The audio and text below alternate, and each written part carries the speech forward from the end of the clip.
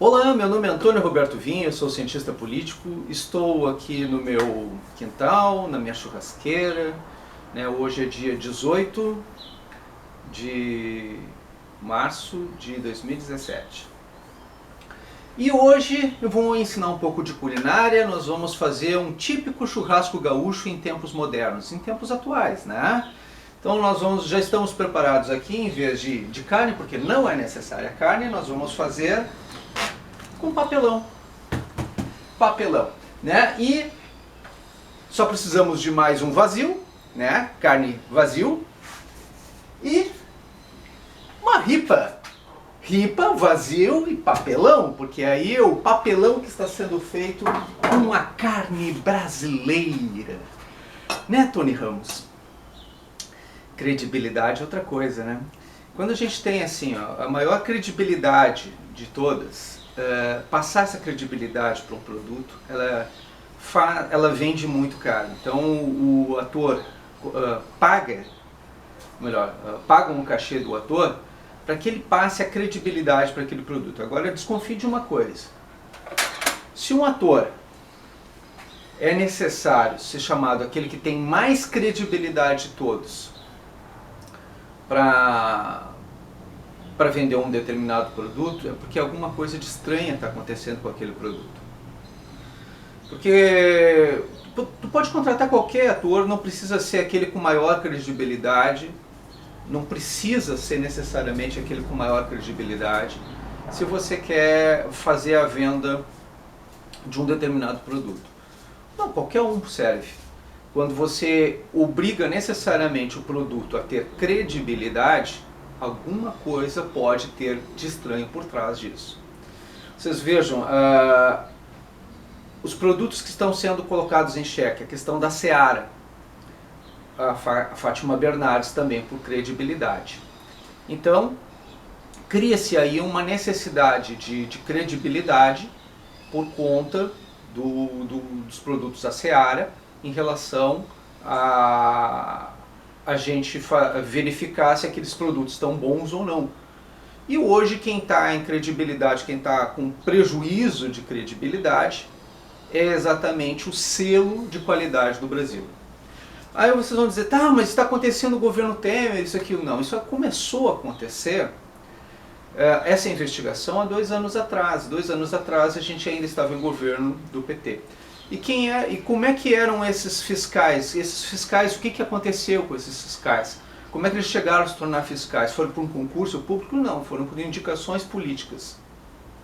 Fiscais federais de investigação, de avaliação nesses estados, nessas relações, eram questões políticas e foram indicados. Então a gente percebe aí que existe ainda um resquício dos governos petistas, das administrações petistas que permaneceram e que a Polícia Federal está investigando. No futuro, esse é o nosso churrasquinho. Ou vocês já comeram churrasco dessa maneira, né? Principalmente quem come carne de segunda, alguma coisa nesse sentido, aquelas pessoas com menos recursos, com menos posses, né? Que normalmente é um prato típico do gaúcho, o churrasco. Muitas vezes não tem realmente recursos para fazer um churrasco de boa qualidade, acaba comprando carne de segunda para fazer alguma coisa nesse sentido.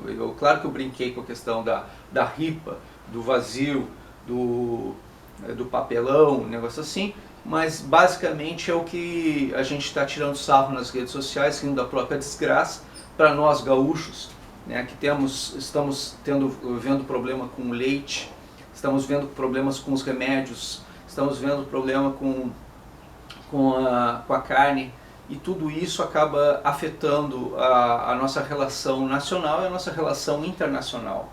O padrão de qualidade baixa bastante nesse sentido.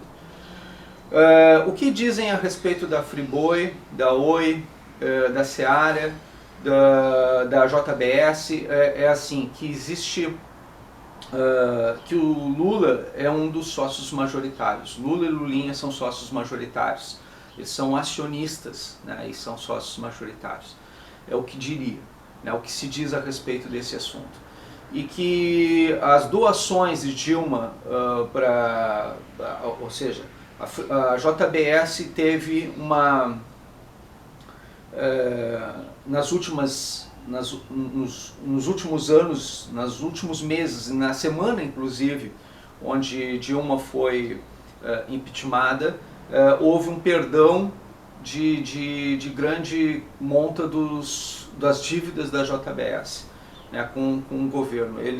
A JBS tinha várias dívidas e foram perdoadas, sem motivo nenhum.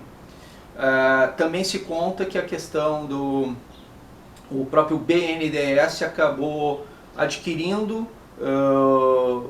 recursos, benefícios, ou no caso cotas, né, cotas da JBS. Que o Fundo de Garantia de Tempo de Serviço, o FGTS, foi utilizado para encobrir rombos do BNDES, mas que o BNDES, apesar disso, adquiriu ações da JBS. E se não bastasse, isso é o que está sendo informado nas redes sociais, tem que se verificar se procede ou não. E além dessa situação, que a JBS teria sido um dos principais financiadores da campanha de Dilma Rousseff nas últimas eleições. Então, tudo isso se explica automaticamente, é altamente explicável, né? O que nós percebemos diante desse quadro todo, dessa situação toda? Que existe muita corrupção aí envolvida, ou pelo menos sinais dela, e que a Polícia Federal está começando recém a desbaratar uma série de fatos que pode envolver criminalmente Dilma Rousseff e Luiz Inácio Lula da Silva, além da empresa JBS, e que isso acabou comprometendo inclusive a qualidade da carne brasileira internacionalmente, o que prejudica bastante as nossas relações de comércio exterior, né? E a credibilidade do Brasil junto ao mercado internacional. Ou seja, o governo Lula não tem limite de destruição do nosso país. Onde tem um dedinho perdido do Lula, tem prejuízo para o Brasil. Então quando a gente acha o dedinho perdido do Lula em algum lugar, encontra lá um processo de corrupção. Isso é incrível, parece brincadeira, parece gozação, mas não é. A situação é prejuízo total para o Brasil em todas as áreas, em todos os sentidos onde o PT se meteu para prejudicar, infelizmente, o nosso país. Não teve uma coisa que não tenha feito, que não tenha prejudicado de alguma maneira o Brasil. Ah, não, mas o PT avançou na questão dos direitos sociais. Muito do que vocês veem hoje de projetos que seriam projetos do PT, quem tem mais de 13 anos e meio de vida, sabe que muitos desses projetos simplesmente no início eles tinham outro nome, que foram renomeados para serem projetos do PT, que eram projetos de governos anteriores, que foram assumidos pelo PT, aqueles que eram bons realmente, e foram reassumidos pelo PT com outros nomes. Foram renomeados simplesmente. Eram projetos que já eram de governos anteriores. O PT pouco criou, se criou alguma coisa, talvez não tenha criado nada, simplesmente tenha utilizado projetos de outras administrações, de estados, e tenham renomeado, transformado em projetos nacionais, alguma coisa nesse sentido. Mas ele renomeou muitos projetos, então o PT praticamente não criou nada, ou não criou. E o pouco que criou ainda distorceu, manipulou, utilizou para aparelhamento de Estado, e para simplesmente levar o governo como uma administração contínua, cada vez prejudicando mais. Muitas vezes deu alguma coisa para o pobre e depois retirou. Pior do que dar é não dar continuamente, não dar lastro, não dar continuidade ao processo.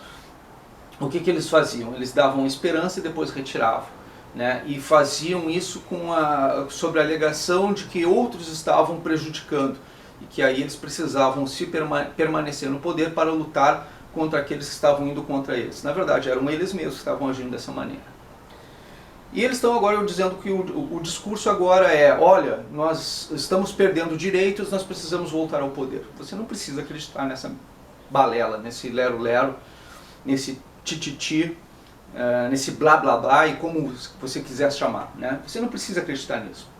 Você precisa acreditar em coisas palpáveis. Vocês estão passando agora dificuldade, necessidade, não é de meio ano de governo, é de 13 anos e meio de governo que antecederam esse meio ano de governo. E claro, pode não estar perfeito o governo do Michel Temer, provavelmente dá continuidade em muitos aspectos a traços do governo anterior. E é uma tendência, é uma situação porque eles não vão conseguir refazer tudo do zero a partir dessa situação. Apesar de ter maioria no Congresso Nacional agora, eles não, é necessário eleger um novo governo mais à direita para que haja uma modificação real e desses modelos que estão aí sendo utilizados. Nós temos ainda um Estado macro. Houve uma redução de ministérios a partir da entrada do governo Temer, mas já aumentou mais 2 ou 3 ministérios em relação à mudança, né? Eram 39 ministérios, baixou para 20, parece que agora até 23, 24, uma coisa assim, mas ainda assim é menos ministério do que tinha dentro do período do governo Dilma Rousseff e Luiz Inácio Lula da Silva, que era um macro governo, né, inchando a máquina do Estado, prejudicando os cofres públicos e gastando o nosso dinheiro, os nossos impostos fora do Brasil, fazendo obras fora do Brasil através do BNDES, que mais cedo ou mais tarde vai estourar tudo isso. Em contrapartida, o que nós tínhamos? Perda de qualidade, inclusive nos produtos de alimentação, na saúde, ou seja, nós tínhamos placebo em vez de remédio, nós tínhamos comprimido de farinha, muitas vezes sendo endossado por agências de governo, nós tínhamos carne de péssima qualidade sendo endossadas por agências de governo, nós temos tudo de péssima qualidade sendo endossadas por pessoas que não têm a menor habilidade técnica, qualidade profissional, mas que estavam lá indicadas por apadrinhados, eram apadrinhados por padrinhos políticos do PT ou aliados do PT. Isso a gente pode até tentar perdoar, né? Mas eu não estou aqui para julgar as pessoas, eu não sou juiz. O judiciário tem que fazer a sua parte. A polícia tem que fazer a investigação, tem que fazer a sua parte, a justiça tem que fazer a sua parte, cada um tem que fazer a sua parte. A minha parte, como cientista político, é analisar a questão. A minha parte, como cidadão, é fazer controle social. É exatamente isso que eu estou fazendo. Eu estou mostrando as realidades, estou criticando, fazendo críticas científicas, pontuais, específicas, claro, com um senso de... eu estou angustiado, triste, magoado por tudo isso que está acontecendo com o nosso país, porque eu amo essa terra, eu amo esse país. Eu sou porto-alegrense, eu amo o meu bairro, fui presidente do meu bairro durante 3 vezes, eu amo a minha terra, o meu quinhão, o Rio Grande do Sul, mas eu também sou brasileiro, também sou latino-americano, também vivo nesse planeta, e eu respeito tudo isso que está acontecendo, né? A gente tentar resgatar o nosso país, o nosso mundo, salvar aquilo que dá para salvar, fazer a nossa parte, arrumar a casa. Eu sei que muita gente boa está tentando fazer isso. E dizer que ninguém presta, que ninguém vale, que nada resolve, que nada dá certo, gente, é a mesma coisa que entregar de volta para toda essa turma tudo isso de novo. Então, se nada resolve, por que tiraram essa turma toda do poder? A gente tirou eles do poder para que a gente pudesse fazer alguma coisa. Essa história de que nada vale, que nada dá certo, que nada resolve, também não dá. Porque se realmente nada serve, se realmente nada resolve, se realmente nada dá certo, para que tirar o PT do poder? A gente precisou tirar eles do poder exatamente porque a gente queria fazer alguma mudança. Então é hora de fazer mudança, é hora de transformar. Daqui 1 ano e meio, mais ou menos, nós teremos eleição. E é importante que as pessoas já vão se conscientizando desde já que esse tipo de situação só está acontecendo porque o Michel Temer ainda é um vice, apesar de eles dizerem que não, um vice da Dilma, um vice do PT. O PMDB foi eleito democraticamente junto com o PT. Então, por mais que queiram fazer algumas modificações, algumas mudanças, o projeto de poder era o projeto dos dois, não era de um só. E isso, mais cedo ou mais tarde, vai ser cobrado. A justiça ainda está investigando, pode ser que a chapa caia, né? E nesse sentido a gente tem que pensar o seguinte: isto que está aí ainda não é oposição. Oposição real a gente vai ter que fazer daqui a um tempo.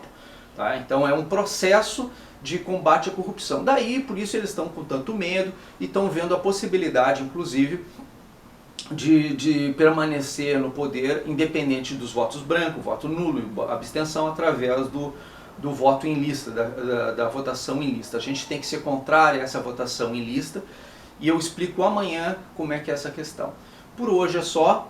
Muito obrigado pela atenção dispensada.